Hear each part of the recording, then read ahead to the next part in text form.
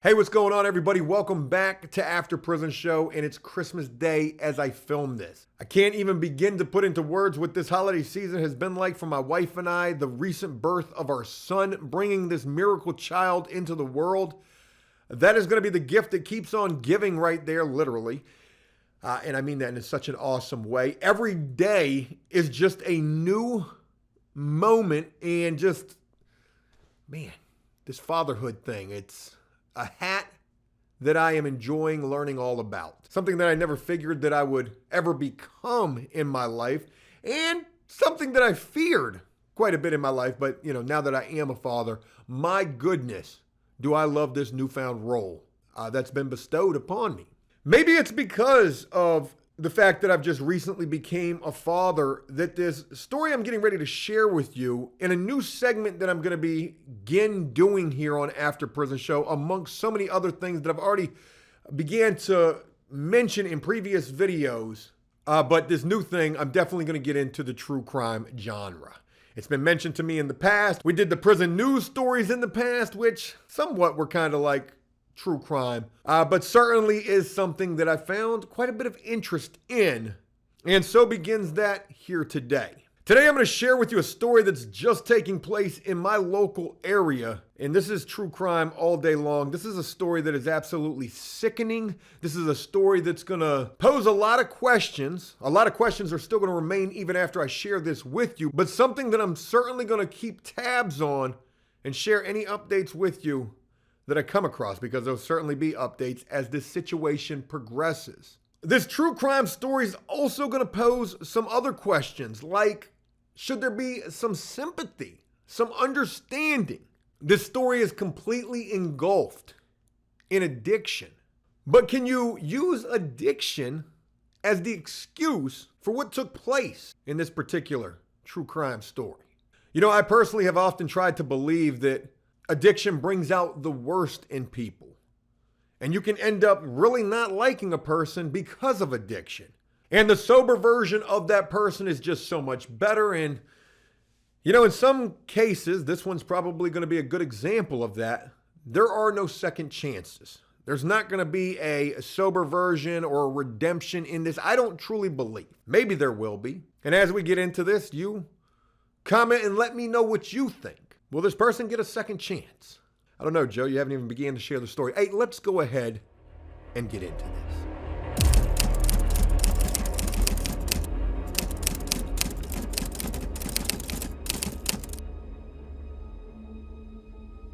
Let me go ahead and share with you this mugshot right here of 31-year-old Kara M. Faulkner, who has just recently made all sorts of the local news in my area with headlines like these. Portsmouth mother charged with murder after taking 5-year-old son to the hospital. A mother has been charged with her son's murder after Portsmouth police say the boy was already dead when she took him to the hospital. Now, there could certainly be a plausible explanation for that. Maybe the child died en route. Maybe she thought the child was unconscious. According to court documents, Kara M. Faulkner, 31 years old, brought her 5-year-old son to Maryview Hospital around 8:30 a.m. on Monday, December the 19th. Damn, 8:30 a.m., Monday, December the 19th. I remember exactly what I was doing just last Monday, sitting in the hospital anticipating the birth of my son. ER nurses quickly realized the boy had been dead for several hours, but maybe there's still an excuse. Maybe the child died in its sleep. She woke up the next morning. She went to check on her son. Oh my God, why isn't he breathing? Hey, maybe let's hurry up and try to get him to the emergency room. I mean, at least thank God she tried to take him to the hospital. Medical staff pronounced the child dead 13 minutes after he arrived at the hospital. Court paperwork went on to say that one of the ER nurses approached Faulkner outside the ER when she told the nurse, "I was chilling with some friends last night, and when he went to sleep, he was fine." Did you leave this child alone? Is this child negligence? Is this child endangerment? What do you mean you were chilling with some friends last night, and when you put him to sleep, he was fine? When the staff asked if drugs were involved, court paperwork states Faulkner said, "I was with a dope dealer." So yeah, probably. How do some people have kids? I understand that addiction is so much bigger than most everyone that it affects. Maybe there's somebody who is bigger than addiction, and maybe those people are the people who get beyond addiction. Maybe I'm bigger than addiction and so many others who have overcome it. But if you're knee deep dealing with dope dealers and probably ultimately getting high as well, you damn sure don't need to be around no children, especially not no 5-year-olds, younger, or anywhere around that age for any children. I don't particularly feel. Maybe I'm wrong. Should drug addicts have custody of their children? Y'all let me know what you think. The mother later told detectives her son was around fentanyl and other drugs inside her Airbnb on Turnpike Road the night before. Are you fucking kidding me? Did your child die of a drug overdose? Somehow getting hands on fentanyl or something else that caused this child to overdose and die. And you didn't even realize or know or notice this until 8:30 the next morning after chilling all night with some friends and hanging out with a dope dealer. Child probably in rigor mortis. You're going to decide to take this child to the hospital. And look, before I even go any further with the story, I just want to say this. She was probably high when she took this child to the hospital, or coming down, or withdrawing, or whatever the case may be. No doubt, and uncertainably, I think that's a word, by now she has sobered up enough to realize the statements that she made at this hospital, while probably still under the influence of drugs, are definitely going to body her up in the courtroom, as they should. Now, think about this as well. You're a defense attorney. Kara M. Faulkner is your client. Are the statements that she made to this nurse admissible? Meaning, they have to be thrown out or not used in court because of the fact that she was potentially under the influence of drugs. Will prosecution be allowed and able to use these statements against her in the court of law? Were her Miranda rights read when she made these statements? Who's to honestly say this is exactly what this girl or, this woman said to this nurse? This is hearsay, but it is a nurse that we're talking about, and I'm quite certain the courts would take absolute heed to what they say. All of these things that I posed to you are certainly probable to come up during trial. Court papers said Faulkner paid a man identified as Darius D. Jones $300 for fentanyl, and he stayed at the home while she ran to Wawa for vape cartridges. Was Darius D. Jones the dope boy / babysitter? You left your child, your 5-year-old toddler? I'm not sure what you refer to a 5-year-old as. It's not an infant. Yeah, I'm just going to run up to Wawa real quick and grab some vape cartridges. Hey, could you watch him? In the criminal complaint, a detective said Faulkner admitted she does lines on her phone, but regularly disinfects her phone and coffee table after she cuts the drugs. Just keep on talking. Keep on talking. Hey, look, again, it's Christmas as I'm sharing this, and it is pretty fucking cold where I'm at. It's probably in the 20s. It's so cold out here in my she shed / new and improved After Prison Show true crime documentary filming studio that, I'm trying to find it. Hold on one sec.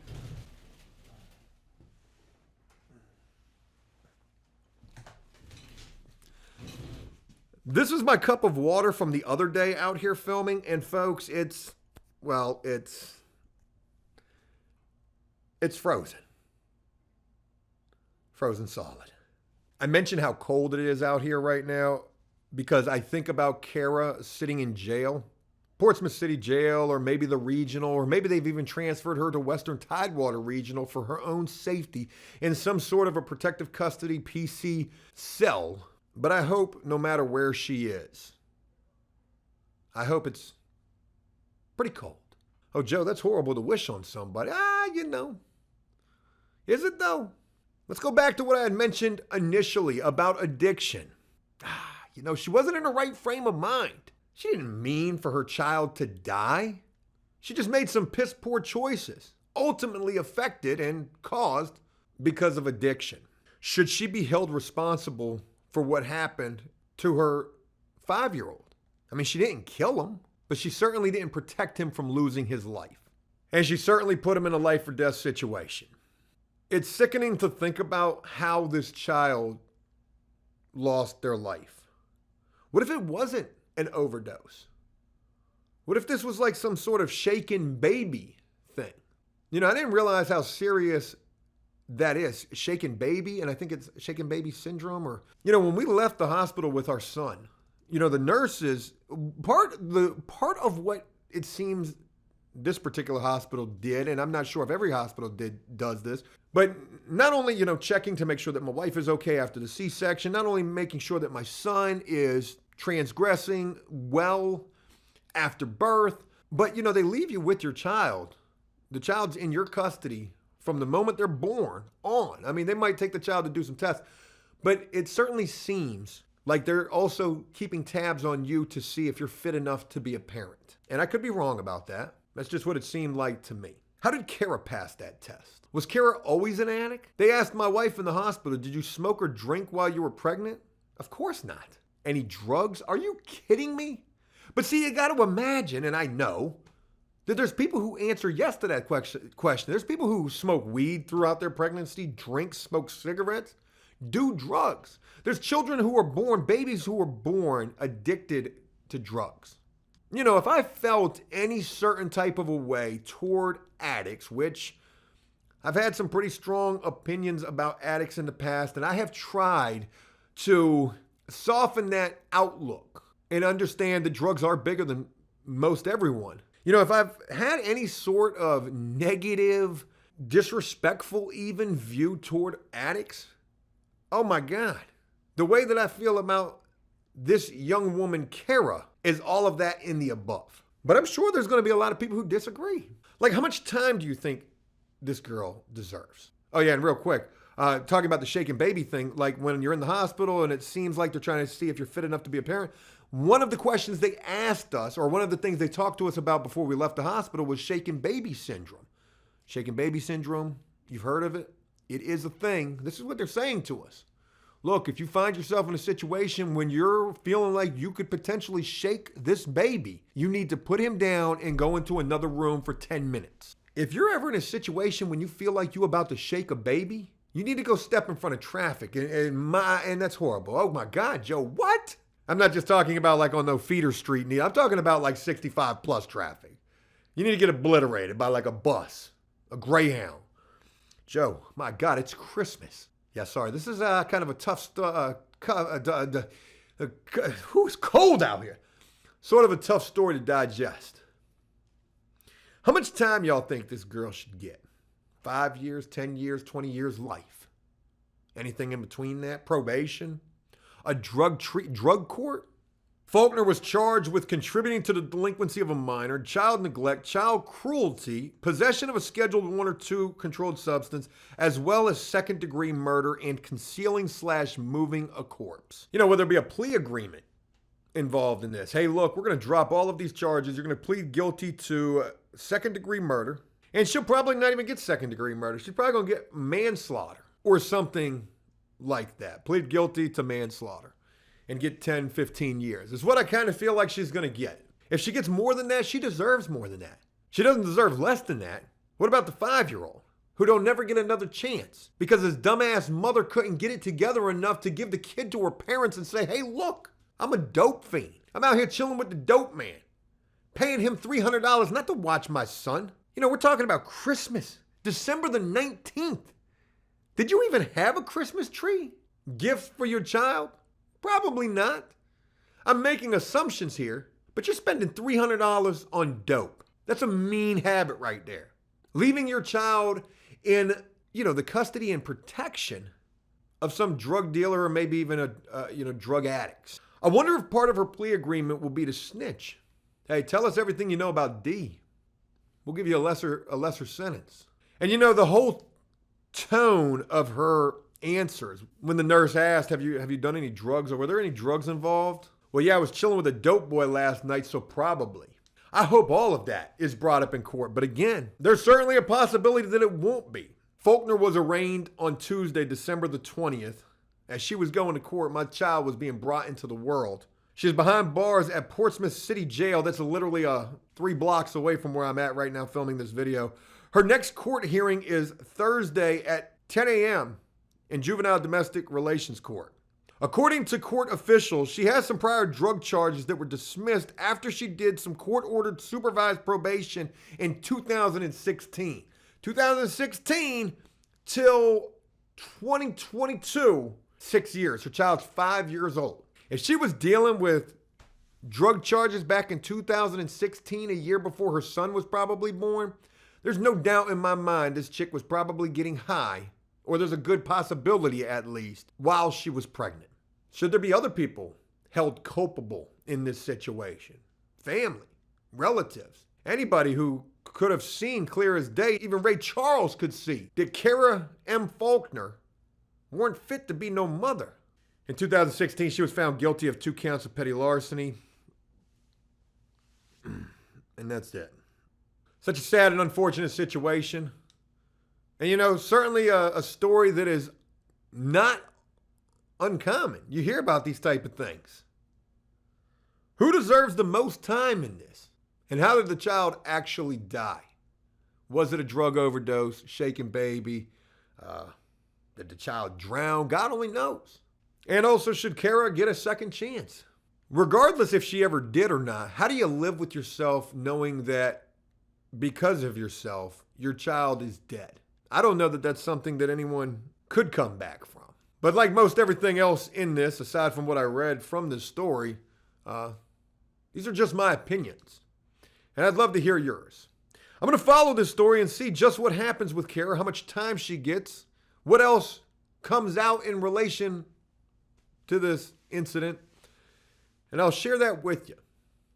Folks, it's good to be back, especially here on Christmas. I hope all of your holidays out there have been awesome, amazing, and time that you've been able to spend with your loved ones and your family. If you got kids, I know I do. I got a son now. I'm not going to get tired of saying that. Hey, hold them a little tighter, for sure. And if you know anybody who's got kids and they're an addict, call the law. It's the right thing to do. Joe, that's snitching. Hey, say that child, for sure. Y'all let me know what you think of this. Enjoy your holidays. I'm going to look forward to getting right back on this thing. We about to hit 2023 all up in the nuts and also hit the ground running. I got some big time content that I'm planning, and we're going to get back here and have a lot of fun doing so. Thanks for taking the time to check this out. I hope this was a video you enjoyed, at least hearing me talk about this horrific story. And if you did, please leave a like and a comment letting me know exactly what you think about this. And I look forward to sharing more with you real soon. As always, until next time, enjoy life, the free world. Never take a moment for granted, and make the most of every day.